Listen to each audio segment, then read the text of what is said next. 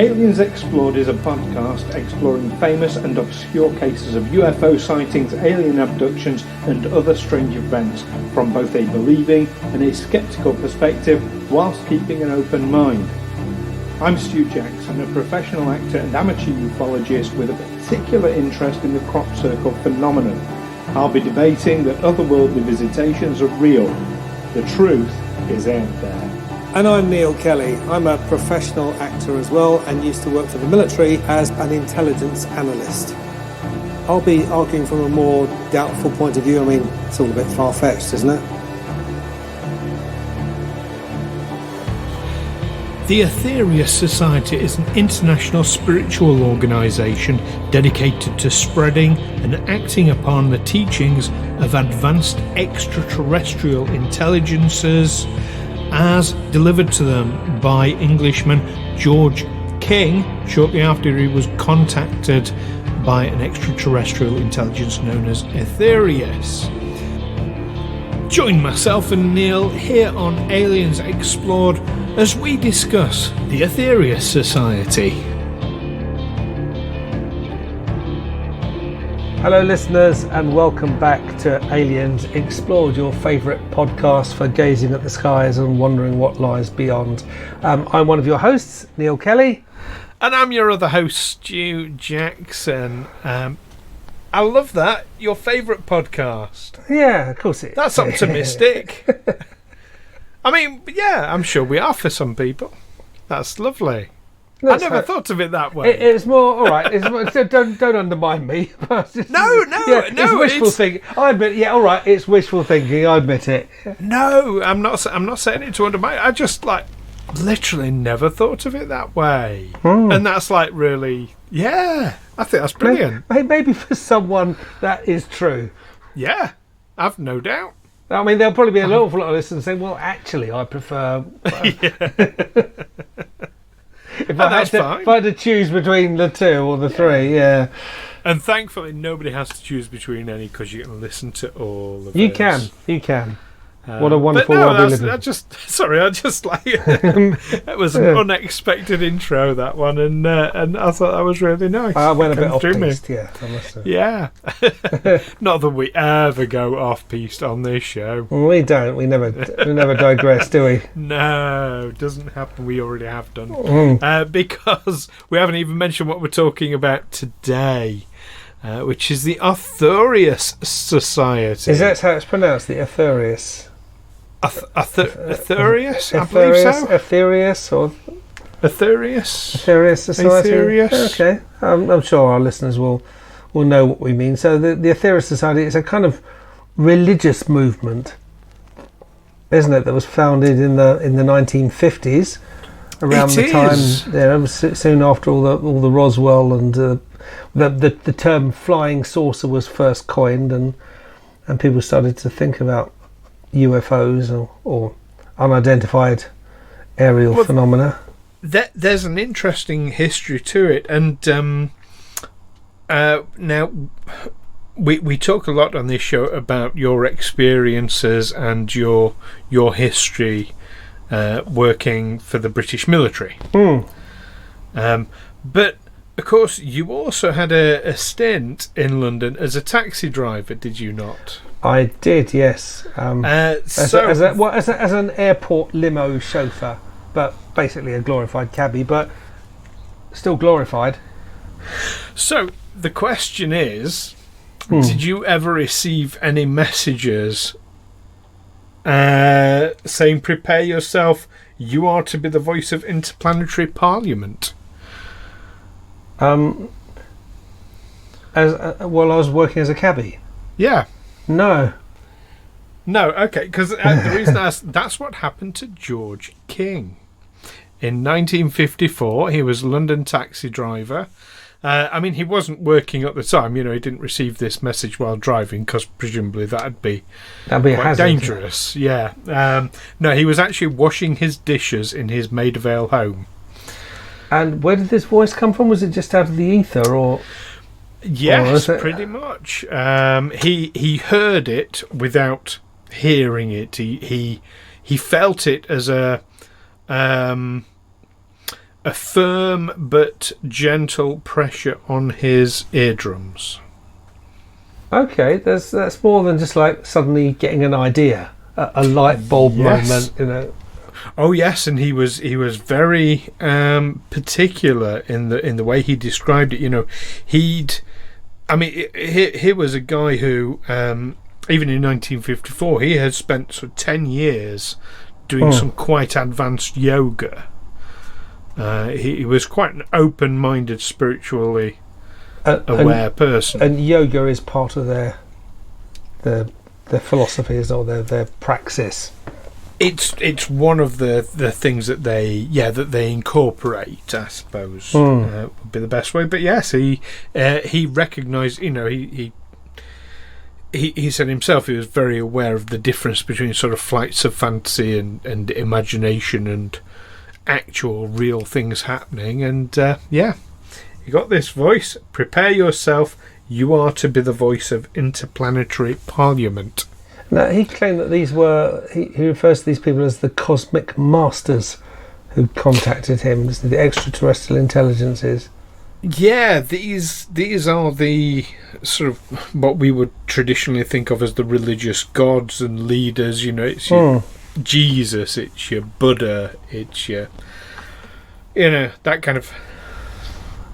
But aren't there thousands, and literally thousands, of religious sects worldwide that all started because someone heard a voice or someone was told by God, or yes. I mean, I wouldn't like to start counting, but yeah, I absolutely. But that's how it happens, isn't it? With religious you know, I mean, look at, you know, Moses and the talking bush and the burning bush, rather. But the burning bush talked to him. So it was the talking snake, but that was Adam and Eve, wasn't it? Yep, that was Adam and Eve. Now, as that predated the Tower of Babel, what language were they speaking? Adam and Eve? Yeah. Well, who knows? Well, I mean, it's not a question. Does anyone know? It's one of the unanswered questions. Well, as George W. Bush famously said, if English was good enough for our Lord Jesus Christ, it's good enough for me. But it's one of the great unanswered. A bit like, you know, Adam and Eve, of course, had two sons, Cain and Abel, who went forth and found wives. From where? From where? From another Adam and Eve who are living over the hill. Yeah, from Adam and Eve next door. Well, I did. I had a Jehovah's Witness on my doorstep once, and this was a guy who you could tell his life had gone very badly. You know, he was covered in prison tattoos. I thought this guy could potentially be dangerous. But I said, "Well, how did that work?" You know, they had two sons, so how we descended from them? And he said, "Oh, well, do you know how long Adam lived to be?" And I said, and it was something impossible, 180 years or something like that, and had about 40 odd children and lots of daughters as well. Which are these mentioned in the Bible? I don't. Yeah. Oh, yeah. Are they that they went on had? So basically, it was it. But of course, the people who wrote that didn't know about interbreeding and genetic inconsistencies and. Or maybe but that is why we are, that we were created as perfect beings, and then we interbred, and what's left is us. Could be. Who is to say? I mean, we don't. I mean, we're not being insulting of religions, but we do like to ask questions. And and so this seems like quite a mild religion, doesn't it? I mean, it's a kind of aggregation of New Age philosophy, UFO religion, yoga, as you say, and they're generally their religious emphases include altruism, community service, nature worship, spiritual healing, and physical exercise. Well, you can't really fault that, can you? You can't say that. Absolutely, and I mean, we did a show some time ago, of course, about Scientology and the alien connection there, and where Scientology has a reputation. We're not saying whether it's deserved or not, but it has a reputation of being aggressive and cult-like and oppressive within it has that reputation. Nothing I can find about the Aetherius Society is bad. No, it seems to, say, very relatively conventional, attracts members from mainstream society, according to the page on Wikipedia. The Society's membership is relatively small, mainly in the English-speaking world, largest numbers in the UK, US, particularly Southern California, and New Zealand. Yeah, they got a few thousand people, I think. There's about 700 or 800 in the UK. Yeah, so it's quite a small movement, religion, call it what you will, but it's certainly an interesting one. And one of the things I find most fascinating about it is it's very easy for those of us outside of it to look at it and say, "Oh, it's all a bit silly," and which you would do for any religion. Which you would for any religion that came about today. Even very religious people will look at other people's religions and say, "That's ridiculous." Yes, well, that happens an awful lot, of course. But the idea that this guy is interpreting messages from these beings on Venus and Saturn, and what have you, given our level of scientific knowledge, it seems improbable at best. But we did do an earlier show, didn't we, about whether Jesus was an extraterrestrial. We did. And how some of the references in the Bible of flying in on a flaming shield, and could that be the UFO? And in this society's teachings, as you say, the various religious figures come from different planet. Cosmic masters such as Buddha, Jesus, Lao Tzu, all come to Earth to teach us the correct way of living. To clarify what I'm saying, there, I'm not saying it's unlikely that these beings are extraterrestrial. What I'm saying is it's unlikely that they came from Venus or Saturn specifically. Yeah. Our scientific understanding of our neighbouring planets is such that the chances of life being there and coming from there is really slim. It's more likely to come from another solar system. Oh, absolutely, yeah. I mean, but I think it's only recently that we've really understood what our planets comprise, isn't it? That how long have we known that the outer planets in our solar system are just big gas balls? You can't go and land on Jupiter or Saturn. I remember seeing a film called Queen of Outer Space, starring Zsa Zsa Gabor, made in the 1950s, and Venus is the female planet, inhabited by all these obviously beautiful women, because that's how they made things in the 1950s. But the Romans have a lot to answer for. And I can say maybe at the time scientific knowledge knew that Venus was boiling hot and rained sulfuric acid, and that there's no way anyone anything like a human being could live there. Maybe someone's making a B movie, they just don't care. We just like the sound of it. That's absolutely true. And do you know what? So doing our research about it, I'm actually quite impressed with the Aetherius Society. Kind of looking from the outside in, I'm rather taken by that. I mean, I don't think I'm about to become a convert or anything like that, but I admire them. I got a lot of respect for them. They must get a lot of stick and a lot of ridicule for what they do, but those people that do it stick to their guns, and they do it. They seem to be so. Whenever you look at the interviews and the video footage, they all seem so good-natured about it all.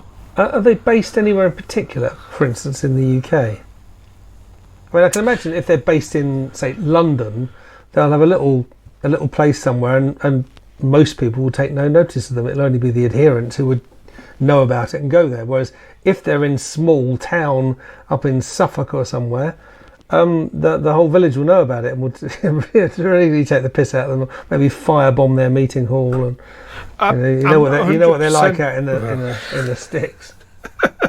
Having spent most of my life living out on the sticks. There's an angry mob of peasants with pitchforks and blazing torches outside. We don't all go around talking like yes, you know. Get burned as witches. Burn the witch! No, please don't. I'm not 100%, but I believe they do have a place in London, and I think they've got a fair-sized one over in Devon, which for our American listeners is indeed the rural part of the country. Yeah, for reference, watch the movie Straw Dogs. See what the West Country's like. It's not really the early like one, starring that. Dustin Hoffman, made by Sam Peckinpah. It's a classic. It's not really like that. Watch The Wicker Man. It's more like that. Yeah, The Wicker Man. Yes. Not the remake with the awful. The legendary Nicolas Cage. Oh gosh, no, the terrible. Original. Edward Woodward. And Christopher Lee. Mm. Yeah, but don't watch it if you don't like lots of female nudity. No. Well, I mean, watch it. It's a great film. Anyway, we've digressed again. So, like I said, they're going to get. Well, they do get ridicule in the sort of mainstream media and publicly. They seem very good-natured about it, and again, kind of drawing a comparison, which is dangerous, I know, but looking at it alongside Scientology, the Aetherius Society are very open about their practices, about what they do, how they do it. They don't seem to sort of keep secrets or anything like that. Well, critics of Scientology have said, well, yeah, they keep the really weird stuff secret until they've kind of lured you in and got you committed, and then it just gradually gets weirder and weirder, and it's like boiling a frog. You suddenly realise where you've arrived, or you don't realise because you're just anaesthetised all the time. Yes, I mean I got the reference you were making there, but just in case anybody's wondering what the hell you're talking about with boiling frogs, there is this theory that if you want to boil a frog, you put it in a pan of cold water and gently raise the heat, and the frog won't notice, and it'll just boil to death. It's actually untrue, that. Is it? No. A frog will jump out when the water gets too hot. Okay.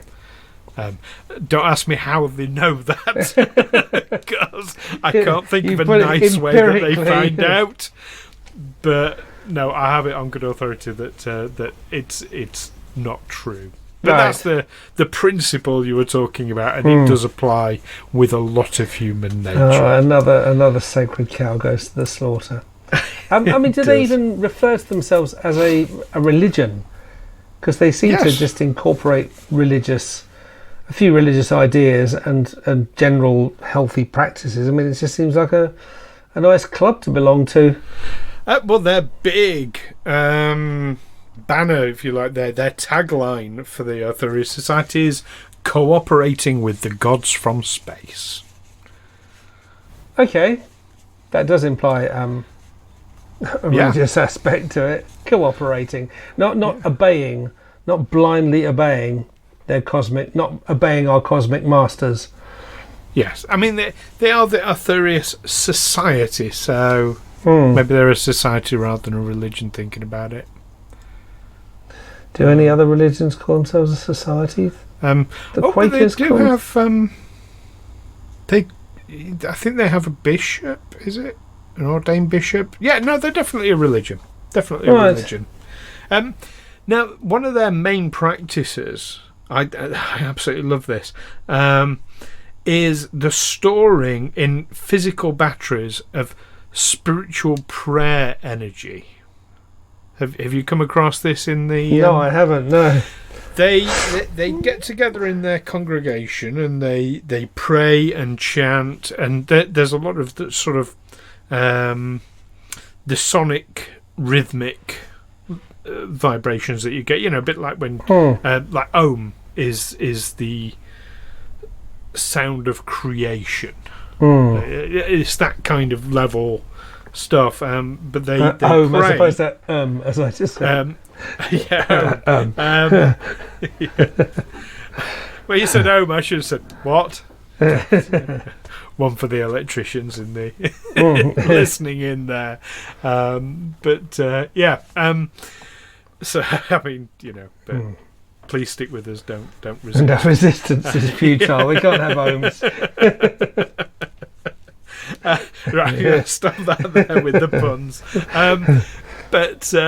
So they do this prayer and generate this prayer energy, and it's channeled into these physical batteries that are then stored, and they release it to help with all sorts of things, global disasters, when there's peace talks going on. They firmly believe that they have averted nuclear war on this planet through this method.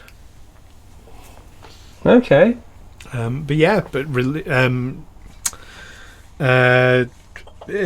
Relief from global, when there's a tsunami and things like that. So open these batteries up to put this prayer energy out into the world and make it a better place. So what do these batteries look like? Are they just like plastic tubs, or what are they? They'll be in the room with the tub open doing their own, and then suddenly someone just run and slam the lids on the tubs. Okay, I think we've got enough. Not far off. I've only seen a picture of one from the outside, so I don't know what they are inside. But they're large, box-shaped. They stand on tripods. When I say large, I suppose they're maybe 2 foot by 2 foot by 2 foot. As a cube, one end of which is open with a lid, I suppose, and that's the bit that faces the people praying, and it goes into this. And yes, there is in fact a cover that goes over the top of that once it's been filled. But I don't know what's inside. I'm saying it's open. I know that's the end. I've not seen what it actually looks like on the end.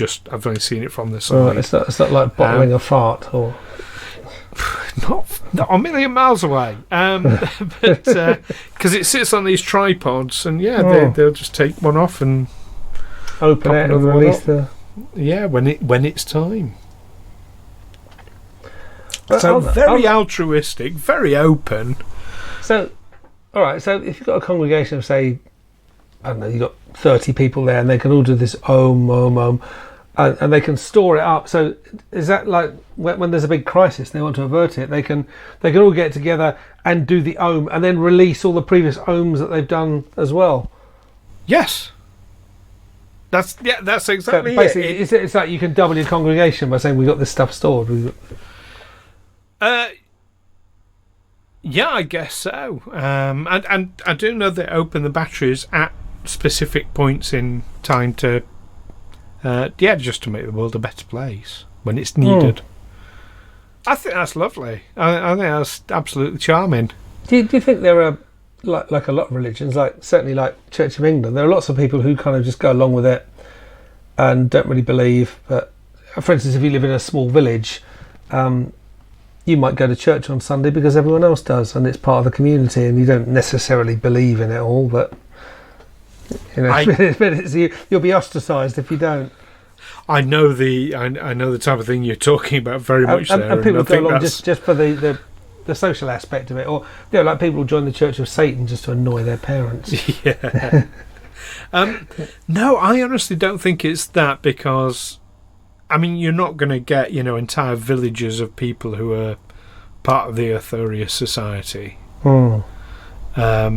So you're not going to get that enclosed environment in the first place. It makes me laugh when you get, entire towns who are all deeply, deeply Christian, and you say, yeah, but if you were born in a Muslim country, you'd be a Muslim. No, I wouldn't.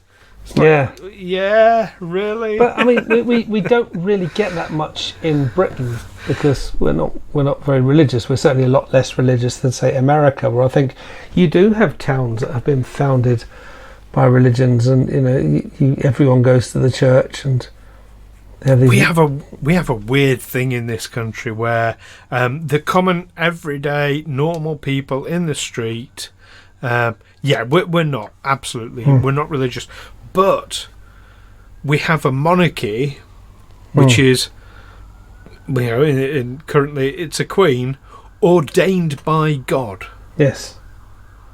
We have, these politicians who are all, kind of an extension of this. They all claim to be these deep, Christian, spiritual people, and then they go out doing despicable things, but that's a whole other thing. They certainly don't live by Christian values, but you do have a massive separation now. Allegedly we're supposed to have a separation between state and church here. Are we? But I thought America. I know America did, but our head of state is the head of the Church of England. We're specifically they're specifically linked, aren't they? I mean, Britain. I mean, we have bishops in the House of Lords who will vote on legislation. The only other country in the world that has religious clerics as part of its government is Iran. Right. Okay. Yeah. So maybe it's America. I'm thinking of them. But actually, the average person in the street isn't very religious. Even the ones who go to church, you don't often. I mean, it's quite unsettling sometimes if you're talking to an American and they'll suddenly say, "Well, I was praying with my family and Jesus told me to do." Well, this is weird. In America, it's not so weird, but in Europe, it really is regarded as weird. I've lived in Holland a lot, and Holland does have a Bible Belt, and they have a very strict form of Protestantism, and there used to be whole towns where they would be dressing in 19th century gear. If you tried to drive through the town on a Sunday and they're walking to church, they're just all sort of walking up the road in a crowd, they won't get out of your way. They'll turn around and glare at you. They're not allowed televisions and things, or they certainly weren't. I think things have been relaxed in recent years, but yeah, I've known people who grew up without television. They'd never been into a cinema. They didn't even know what it was. Wow.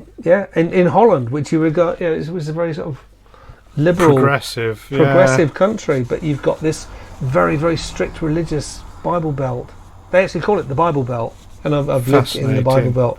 Yeah, in Holland. Fascinating. So it is probably America I'm thinking of that has the separation of church and state. But America, don't they pledge allegiance every morning to the flag and talk about one nation under God? And I think America. Their money has "In God We Trust." Yeah, "In God We Trust," and I mean I know it's without getting into American politics, there are always. It's this separation of church and state thing because it's in their constitution, but it's always being challenged. There are always, I suppose, mainly Republicans. It's mainly the religious right who want to introduce compulsory prayer in schools or compulsory prayer in government, and they definitely want to remove this separation between. I mean, they would become a theocracy if they had their way. Well, by having a statement about God on their currency, they have compulsory prayer. That is compulsory prayer. Yeah, that's not giving anyone the opportunity to remove themselves from their religion. Well, I suppose it's a complete and utter myth. Then, what we're saying. Yeah, but they know they have a culture, an American culture, which is to worship money. So let's God on our money. So when people are worshipping the money, at least God gets a look in. But maybe they should have a picture of a golden cow. We're talking about the Aetherius. They're also not the only religious group to be inspired by unidentified aerial phenomena. And another society I'm thinking of that came into the news. Actually, it was I've forgotten how long ago it was. Do you remember the Heaven's Gate cult Yes. In San Diego, California. Yes. And 1997 it was that So recent as that. when Halley's comet appeared in the sky. That was their signal. Yeah, we're off to go and start a new life. We're going to leave planet Earth. We're going to, as they call it, graduation from the human evolutionary level. We are happily prepared to leave this world and go with Ty's crew. And yeah, the county sheriffs found 39 dead bodies in this house in San Diego, including not that we're drawing parallels between them and the Aetherius Society. No, I'm just saying it's where the Aetherius Society is a fairly sort of moderate mainstream. You can imagine your bank manager being a part of it. Heaven's Gate was definitely the kind of thing which draws in young people and separates them from their previous life. Yes. It causes them to lose their friends and to sever ties with their families and and that's an evil, dangerous cult that does and that's that evil, sort dangerous of thing. Cult, yeah, and ultimately gets them to commit suicide. I remember reading at the time when they examined the bodies, they pretty much most of the men had been castrated. Wow. Long since. It was all part of not good, but you know what? It's time for our summary on the Aetherius Society. So I'll start by asking, had you ever heard of the Aetherius Society prior to this episode? I don't think I had. No. Right. I mean, I had. They've come up time and time again, and I think they come up quite frequently in ufology. So, of course, because I'd heard of them multiple times, it's one of those things I automatically assume everyone's heard of them, Right. No, I haven't. I mean, yeah. So I see them as quite famous in that regard. It sounds like something out of an episode of The Avengers. That's the original Avengers, not the Marvel. Not Marvel's Adventures. I mean, John Steed and Emma Peel. Yes. If any of our listeners are old enough to remember them. I'm sure some will be. Most of our listeners are our sort of age group. Well, my age group, Neil. Oh, right. So, and you've heard of John Steed and Emma Peel? Yeah, of course I have. I grew up with them, but yeah. So yeah. I mean, I'm going to, I suppose, ask you, do you think there's anything in what they claim?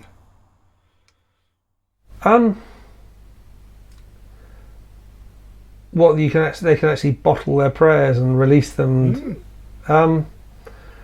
No, I don't think sound waves work like that. I know that buying into it. No, but if that's what they believe. But, I mean, I suppose we can open up a whole new topic now, which probably isn't the time to do it. But, I certainly believe that with our thoughts we can affect the world around us more than we realise.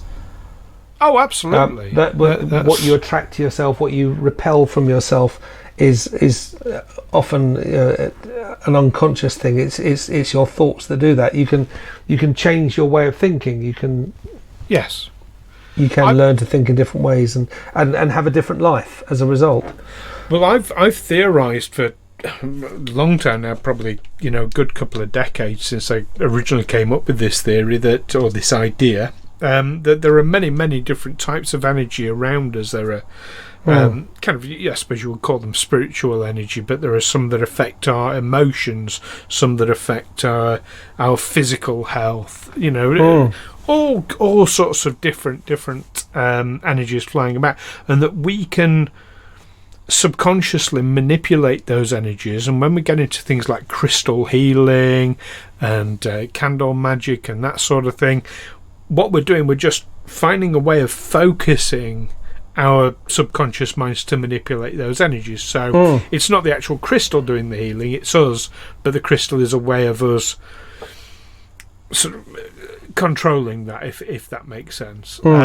So why wouldn't prayer be any different to that as a way of putting ourselves in that mental state? So I suppose I can change my mind and say, it probably does do something, but not the way they think.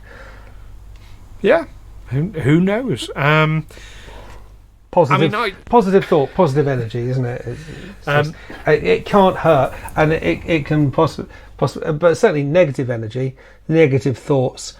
You know, you need to get rid of them. You know. Yeah. Well, they have, I mean, any psychologist or therapist in particular would say there's no such thing as a negative thought. Just one that doesn't serve a purpose anymore. But no,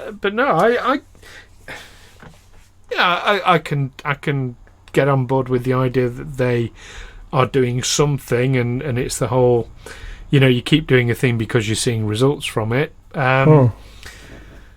I struggle a bit with the whole, some of these masters are from Venus and Saturn. If they said from other planets, I'd probably be a bit more open to it.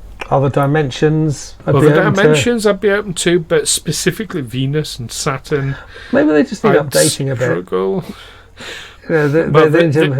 The trouble is, that's what they have specifically been told by these masters through George King. So there's that. I mean, speaking of, I'm going to mention one thing about, we've gone on quite a bit longer than normal, but I'm going to mention one thing about, he is referenced as Dr. George King an awful lot. I am utterly unable to find out what his doctorate is in. As I understand it, anyone is allowed to call themselves doctor. The only thing that's actually against the law is to claim that you're a medical doctor when you're not. Really? Anyone could just call themselves doctor this or doctor that. Okay, that's an interesting one. I'll have to look into that. You're opening yourself up for ridicule when people find that you don't actually have any kind of PhD it's only on the Aetherius Society website, and it's supporters that they refer to him as Dr. George King. In the mainstream, it's just George King. But you know what? It'd be really nice if we have any listeners out there who are members of the Aetherius Society. Do get in touch, because we'd love to hear from you directly, and we'd love to interview you for the show as well. That would be amazing. That would be really, really good. So do get in touch. And the same for all our listeners. Get in touch with your own stories. We want to hear from you. We want to hear what experiences you've had. We want to hear if you think it's all a load of nonsense. And why you think that. We want to hear. You can get in touch via the usual means, Facebook and Twitter, by searching Aliens Explored, or of course on our website aliensexplored.com. And don't forget to leave us that cheeky review wherever you listen to your podcast. It really does help. But Neil, we've got an interesting one. We've got a current events one next time. We're going to be talking about COVID, not the COVID bill release of information. That's coming in a few weeks' time. That's a different COVID conversation. That's going to be episode 50. But we are going to be talking about whether or not COVID comes from space. Are we under an alien attack? Are we indeed? That's what we'll be debating next time. So stay tuned for that one, listeners. I say stay tuned. Don't stay tuned all week. Tune in again. You're going to get bored. Yeah. Oh, you don't tune in anymore, do you? Why do we say tune in these days? I just like the sound of it. It does sound good, doesn't it? Yeah. Yes. So same bat time. Same bat channel.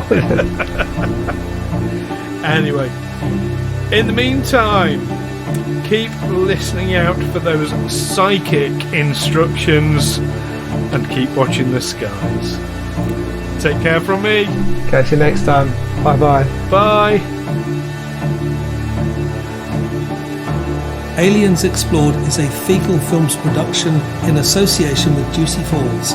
Music by Darren Mafucci and editing by Stu Jackson. Find us on Twitter or Facebook by searching Aliens Explored, or visit us on aliensexplored.com.